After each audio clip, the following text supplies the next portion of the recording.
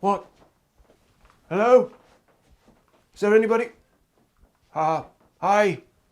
What are we doing here? Is this more stuff for Megan's show, or is this Megan's podcast? Oh, this is for me. This is for me.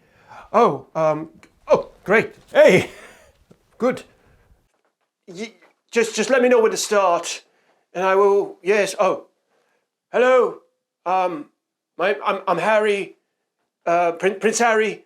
This is my book Spare, and will be read by me, Harry. So yeah, I'll be reading it.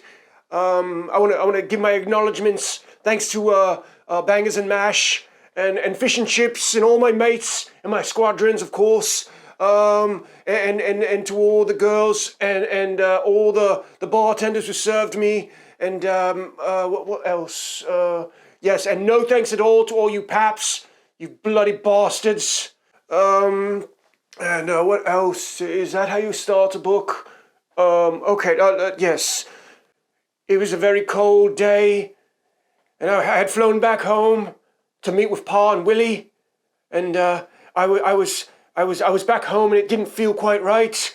I had fled Britain in fear for my safety and my sanity, for my family, and also I had eaten a little bit too much British food, and I wanted to try something new. So, but all I could think as I see Pa and Willie approaching me in this fateful place was that, holy crap, this shirt is way too light. I dreaded this white button-down shirt. I'm so chilly. My nips are about to cut through the shirt. Damn Megan putting me in all these trendy clothing. I wish that I had just worn a more hearty shirt with British fibres. The Brits know how to make a shirt, but instead I'm stuck with that white shirt I wore on that day. It was regrettable. It was regrettable. Yes, and there they were, the two of them walking towards me, and I hoped for a moment maybe we could be friends and be nice and play patty cake and whatnot, but when I saw their look, they were in lockstep, and they did not look friendly. They did not look friendly to see me, Harry, they were not happy to see me. Once again, old Willie never wanted to be my brother, never wanted to be my friend, and Pa, he seemed pretty pissed. And boy, oh boy, am I sorry I was here. I wish I was back home in Montecito, filming more shows with Megan. Well, actually, I don't know if I wish for that either. Hold on a second here.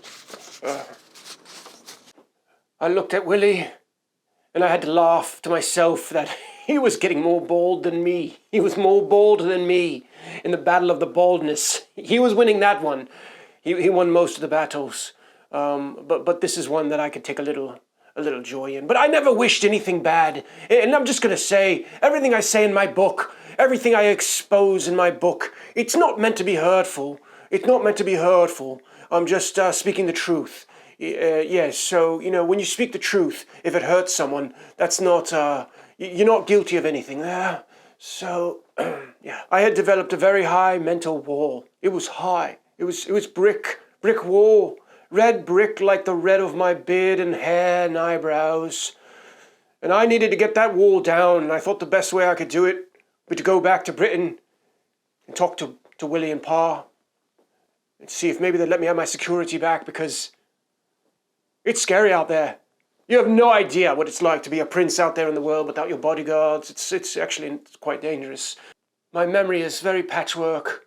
I have a very strange memory. I can't remember what I just said 4 seconds ago, nor can I remember much of anything.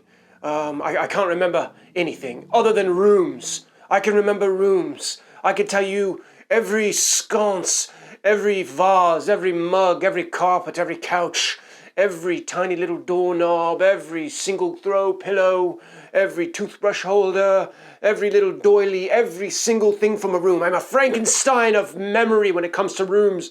But as far as details and things from my life, my memory is pretty patchy. So as far as putting trust and faith in this book as being gospel to Harry, that's neither here nor there. It's kind of a 50-50 thing. Does anybody have any fish and chips? Hold on.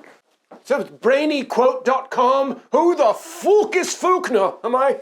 I lost my place again. Hold on. Where were we? Oh, right. So, I'm a spare. Yes, I am. I'm a spare. There's an heir and then there's a spare, and I'm the spare. And that means basically that I'm, if somebody else stubs their toe, and then somebody else stubs their toe, and then another person's toe gets lopped off by a rabid rhinoceros. I love rhinos, by the way.